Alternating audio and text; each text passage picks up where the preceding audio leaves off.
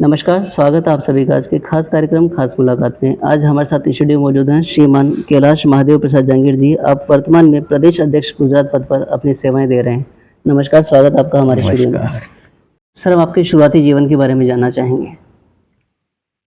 शुरुआत मेरा सीकर जिले में जी, गांव है पुजारी का आवास, जी, तहसील श्री माधोपुर है। जी, वहाँ मेरा 1965 में जन्म हुआ जी। और पिताजी हैं वो कारपेंटर का ही काम करते थे अच्छा, और गांव में ही 5वीं तक पढ़ाई मैंने की गांव में ही। जी। आगे की शिक्षा के बारे में बताएं। आगे की शिक्षा 5 के बाद में मैं फिर 5 से 8 गोरियाँ हमारे पास में पड़ता है, 3 किलोमीटर। जी, तो गोरियाँ में मैंने की। उसके बाद में वहाँ 8 तक थी। फिर मैं 8 से 10वीं तक वहाँ रिंगस थी। वो टाइम पे बड़ी स्कूलें होती नहीं थी, जी, तो मैंने रिंगस में 10वीं पास की और 10वीं पास करके जी। फिर पढ़ाई में मन नहीं था तो मैं सूरत आ गया था। सूरत में क्या अपना व्यवसाय के बारे में आप बताएं थोड़ा सा। सूरत में व्यवसाय नहीं था, सूरत में मेरे बड़े भाई रहते थे, ये कारपेंटरी का ही काम करते थे। जी, तो बड़े भाई थे तो मैं बोला भाई मेरे को भी पढ़ना नहीं है। बड़े भाई तो बोल रहे थे पढ़ो आप, मैं आपको कलेक्टर बनाऊंगा, लेकिन मैंने बोला भैया मेरे को पढ़ना नहीं है, काम सीखना है। जी, तो भैया ने बोला नहीं आप पढ़ो, तो मैं बिना बोले आ गया था सूरत। जी। और भाई के पास में 3 महीने तक मैंने कारपेंटरी का काम किया और उसके बाद में मेरा कारपेंटरी के काम में मन था। मैंने टाइल्स के काम में मतलब तो टाइल्स के काम में मैं लग गया, काम सीखने में। ठीक है। तो साल 2 साल में काम सीखा, जी, 2-3 साल और मैंने काम किया। उस 4-5 साल के बाद में फिर मैंने खुद के काम लेने मेरे चालू कर दिए। बहुत बढ़िया। अच्छा, व्यवसाय के अंदर अपनी क्या-क्या उपलब्धियाँ रही हैं आज तक थोड़ा-सा? व्यवसाय में फिर काम करते करते मैं आर्किटेक्टों का काम करने लगा, इंटीरियर में जो काम करते हैं। जी। जो महेश नागेजा सूरत के बहुत बड़े आर्किटेक्ट थे, ओके। उनके साथ में मैं जुड़ा।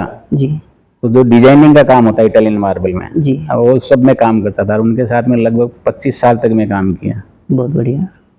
और वही एक्चुअल में देखना, महेश नागेजा मेरे को जो जीवन में शिक्षा देने वाला एक आदमी होता है, आगे बढ़ाने वाला, जी, हर एक तरह से। जी, उन्होंने मेरे को बहुत कुछ ज्ञान भी दिया, बहुत कुछ समझाया भी। मैं इतना पहले नहीं जानता था, ज़्यादा पढ़ाई नहीं की थी तो प्लान के बारे में, लेकिन उन्होंने बहुत सपोर्ट किया। जी, तो उनके साथ में 25 साल तक मैंने काम किया। उसके बाद में लड़का जब बड़ा हुआ जी, तो लड़के की इच्छा थी मैं बिजनेस करूँ, ऐसा ये काम में नहीं आऊँ। बिल्कुल। तो उसको फिर मैंने 2-3 ऑप्शन पूछे तो मेरे को लगा भाई चलो इसको टाइल्स की लाइन है, जी, तो वही लाइन में उसको लगा तो उसको बालाजी सेरामिक कर गया। अच्छा।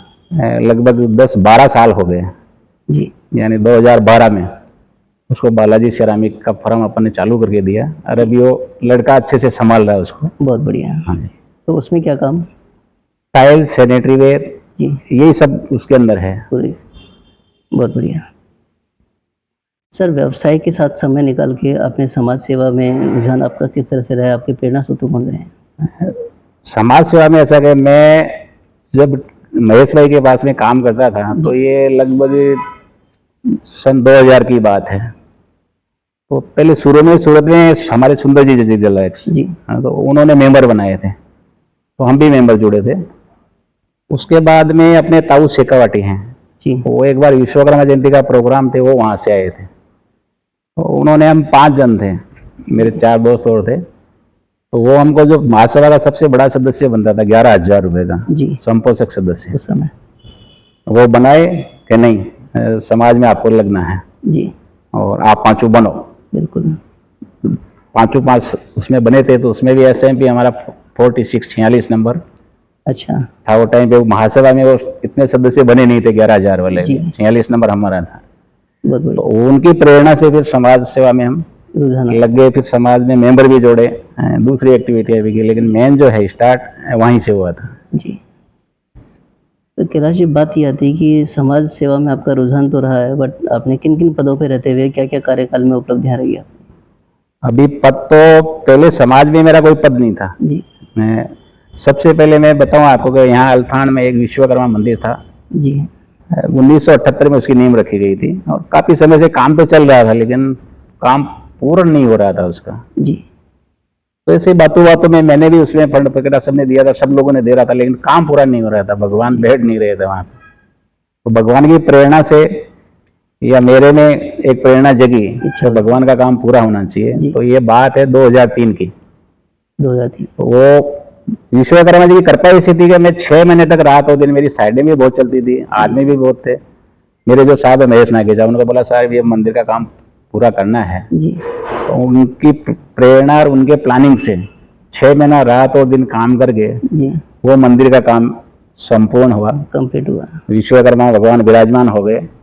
और उसके बाद में फिर समाज वालों ने, वो मंदिर में मैं अध्यक्ष नहीं था, आज भी नहीं, उसमें कोषाध्यक्ष मैं हूँ।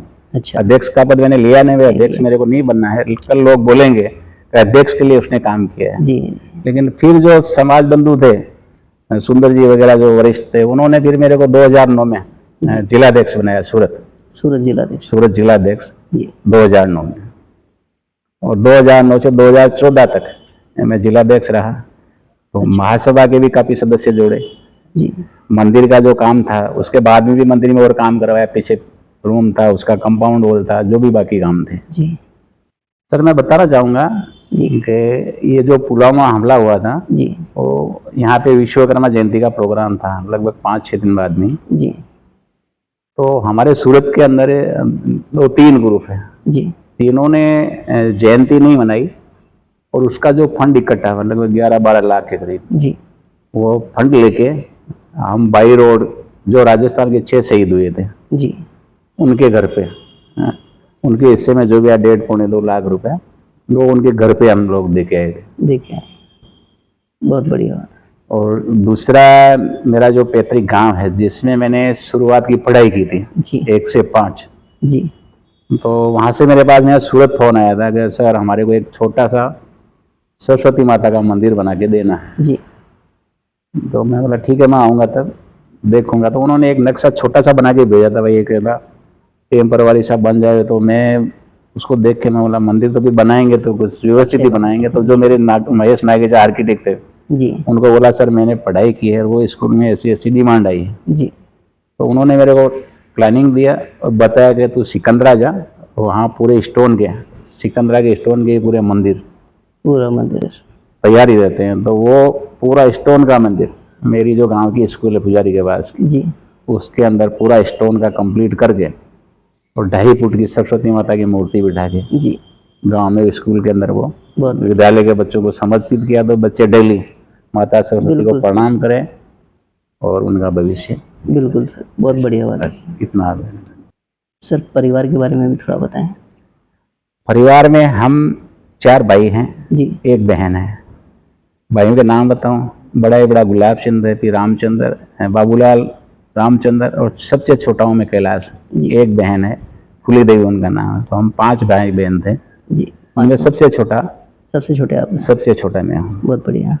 मेरी शादी 1982 में हुई थी। जी, मैं वो टाइम पे 18 साल का ही था। बाल विवाह जो बोलते हैं वो टाइम पे होते थे। जी, 1982 मेरी शादी हुई।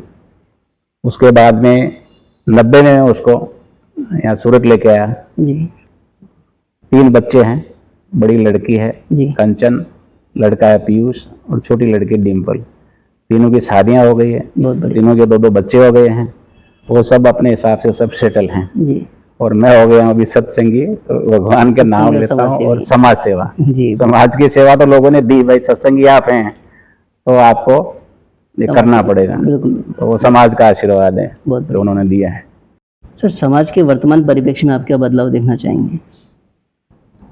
सर समाज, मैं जहाँ तक देख रहा हूँ कि समाज में आज 20 साल में बहुत ग्रोथ हुआ है। जी, पहले अपना समाज शहरों में आके बसा था, लेकिन इतना फलीफूट नहीं हुआ था। लेकिन अभी की जो सिचुएशन है जी, उसमें समाज अच्छे से सेटल है सभी जगह पे। जी, अच्छे से लोगों के बिजनेस हैं, बड़े बड़े काम हैं, सब हैं। लेकिन समाज की जहाँ तक एक बात आती है, एकजुटता की जहाँ बात आती है, जी, वो अभी भी मेरे को लग रहा है कि वो नहीं हो पा रही है। एक्चुअल में वो होनी चाहिए। जी। समाज एक जगह बैठेगा तो उसको सभी का फायदा मिलेगा। तो इसमें अपन और क्या चाह रहे हैं और आगे किस तरह की प्लानिंग्स भी ऐसा होना चाहिए, अपन उस पर अभी बात करें। होना चाहिए। हम लोग तो कोशिश कर रहे हैं भाई, समाज एक जगह इकट्ठा होगा तो ही समाज का भला होगा। जी, अभी उसके लिए हमने सूरत में एक्चुअल में देखे तो सूरत के अंदर 5 विश्वकर्मा जी के मंदिर, 5 ग्रुप हैं, जी, और यहाँ लगभग 20,000 के करीब समाज बंधु हैं। जी, तो हमने एक बार नक्की किया था भाई विश्वकर्मा जयंती तो सब यहाँ मनाते हैं। जी 17 सितंबर एक्चुअल में वलथान वाला मंदिर है, वहीं से अभी भी उसी पे बनती है। तो मैं बोला उस पे अपन 17 सितंबर इकट्ठा हो जी और सब मिलके प्रोग्राम करें। तो यहाँ जो राजनेता उनको लगे कि ये भी समाज छोटा मोटा समाज नहीं, बहुत बड़ा समाज है। बिल्कुल। तो प्रोग्राम हमने किया था, लगभग बहुत बड़ा प्रोग्राम था, 2 किलोमीटर तक रैली भी निकली थी और इतना शानदार प्रोग्राम हुआ था। लेकिन दूसरी साल फिर लोगों का सहकार नहीं मिला। अच्छा अच्छा। नहीं जुड़े, कोई भी कारण होगा। जी तो मैं तो यही चाहता था भाई हर साल ऐसे निकले तो लोगों का ध्यान जाता। बिल्कुल होना तो चाहिए। आज जो अपन बोलते हैं राजनीतिक के अंदर अपनी पहुंच नहीं है या कोई पूछता नहीं है या कोई बात, उसकी रीजन यही है बिल्कुल सर। कि राजनेताओं को तो सिर दिखने चाहिए कि समाज इतना बड़ा, बाकी अपन यहाँ कितने भी हैं उसका सही बात।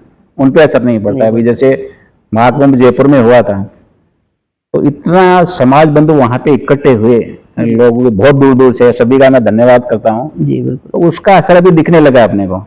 जी लोग पार्टियां सामने से बुला रही हैं, पद दे रही हैं, तो ये एक फर्क पड़ता है। तो मैं ये चाहता हूँ समाज एक जगह बैठे जी तो ये अपना सबका आने वाली पीढ़ी का बहुत बढ़िया। जब आपने नाम लिया आने वाली पीढ़ी, तो हाँ। युवाओं के नाम भी एक संदेश बनता है। युवाओं के लिए तो मैं संदेश देता हूँ कि समाज के साथ में एक तो युवा जुड़े। जी अभी क्या है, मोस्टली युवा समाज के साथ में नहीं जुड़े, प्रोग्राम भी होते हैं, पढ़ाई लिखाई जो भी हो, जी तो युवा से सबसे पहले तो जो पढ़ाई का है वो पढ़ लिख के समाज के साथ में भी कुछ अपना योगदान उनको देना चाहिए। तो ये आने वाली पीढ़ी तैयार होगी तो समाज आगे, वो आगे संभालना किनको, युवाओं को ही संभालना है। जी तो युवाओं को यही प्रेरणा है, समाज के साथ में जो भी काम होता है बड़ों वाले की गाइडलाइन लेके जी आप आगे बढ़ेंगे तो आगे की पीढ़ी, आने वाली जो पीढ़ी वो मजबूत होगी। बहुत बढ़िया। समाज बंधु से निवेदन है कि जहीं पे भी प्रोग्राम होता है, सामाजिक प्रोग्राम, जी उसके अंदर बच्चों को, फैमिली को लेके वहां पहुंचना चाहिए। तो वो देखेंगे तो सीखेंगे। बिल्कुल सर, यही होना चाहिए। अभी समाज के लिए तो मतलब एक ही, जैसे कोई भी पद होता है, प्रदेश अध्यक्ष का हो, जिलाध्यक्ष का हो, ये भी मैं संदेश देना तो कार्यकारिणी बनती है, बिल्कुल बनते हो सब टाइम वो लोग बोलते हैं हमारा नाम नहीं है, हमारा नाम नहीं, लेकिन उसके बाद में उनको जो एक काम होता है, सबसे पहला काम होता है कि समाज को जोड़े कैसे। बिल्कुल। तो उसके अंदर सभी कार्यकर्ता पीछे रह जाते हैं। तो मैं उनको कई बार अपील कर चुका हूं कि कम से कम महीने के 2 मेंबर बनाओ। 2 मेंबर कोई बहुत बड़े नहीं होते हैं, कहीं से भी बना सकते हैं, लेकिन ऐसा हो नहीं रहा है। लोग बन गए, कार्यकाल पूरा हो गए और चले गए और फिर अपने हिसाब से बातें रखते हैं। तो बातें रखने से तो काम होगा नहीं। आज समाज में भी अपनी महासभा में जो संख्या है 1 लाख पार अभी मुश्किल से हुई है, बाकी अभी तो 10-20 लाख हो जाने चाहिए थे। बिल्कुल। लेकिन उसका रीजन ये है कि जो कार्यकारिणी बनती है उसमें 100-150 आदमी होते हैं। यदि वो 2 मेंबर हर महीने बनाएंगे तो महीने के 200-400 मेंबर हर शहर में बन जाएंगे। बिल्कुल बनेंगे। तो मेरा कहना यही है कि उसकी तरफ भी ध्यान देके जो भी कार्यकर्ता है, बिल्कुल उनको सबसे पहला काम वही है। सबसे पहला काम मतलब जो कार्यकर्ता आता है वो धरातल पे आके काम करे, तो धरातल पे आके काम करेगा तो ही काम होगा, और करना चाहे तो हो जाएगा। ऐसा नहीं, ऐसा नहीं, बिल्कुल सर, बिल्कुल काम हो जाएगा, मेरा ऐसा मानना है। बिल्कुल होगा। बहुत बढ़िया। हाँ जी। दूसरी एक, अपने समाज के अंदर मैंने बहुत सारा देखा है कि लोग व्हाट्सएप पे इतना कुछ भी वो लोग लिखते हैं जी, जो अपने भामाशाह हैं, कोई भी समाज के सम्मानीय व्यक्ति हैं, तो मेरे हिसाब से उन लोगों को उस पे नहीं लिखे, पर्सनल फोन पे कोई भी बात होती है तो उनसे बात करें। वो कुछ भी लिखते हैं ऐसा व्हाट्सएप पे, वो युद्ध एक हो जाता है, वो नहीं होना चाहिए। किसी को भी कोई तकलीफ है तो, किसी को भी तकलीफ है, मेरे से तकलीफ है, मेरे से बात करे जी। अभी मेरे प्रति कोई कुछ भी लिखता है तो मैं व्हाट्सएप पे कोई नहीं लिखता हूँ, उनसे पर्सनल फोन करता हूँ तो बोले साहब आपकी क्या प्रॉब्लम है। बिल्कुल। अपन बैठते हैं, बात करते हैं तो चीज का निराकरण आएगा। व्हाट्सएप पे तो क्या है, वो एक कुछ लिखता है, दूसरा कुछ लिखता है, जो पढ़ते हैं समाज वाले वो ग्रुप में से हट जाते हैं और वो देखते भी नहीं है, वो एक गलत संदेश जाता है जी। ऐसा तो मैं यही कहना चाहता हूँ कि जो भी ऐसी समाज की बात हो तो ये तो जो मीटिंग हो उसमें रखें या तो पर्सनल फोन पे करके उसका निराकरण करें। बिल्कुल यही होना चाहिए, ये मैं कहना चाहूँ। बहुत बढ़िया। बंधुओं, आज हमने समाज में काफ़ी अहम बातें जानी, जिनके लिए आपका बहुत बहुत धन्यवाद। नमस्कार, आपका भी बहुत बहुत धन्यवाद। मिलते हैं अगले सप्ताह किसी नई हस्ती के साथ, तब तक आप देखते रहें विश्वकर्मा टुडे न्यूज़।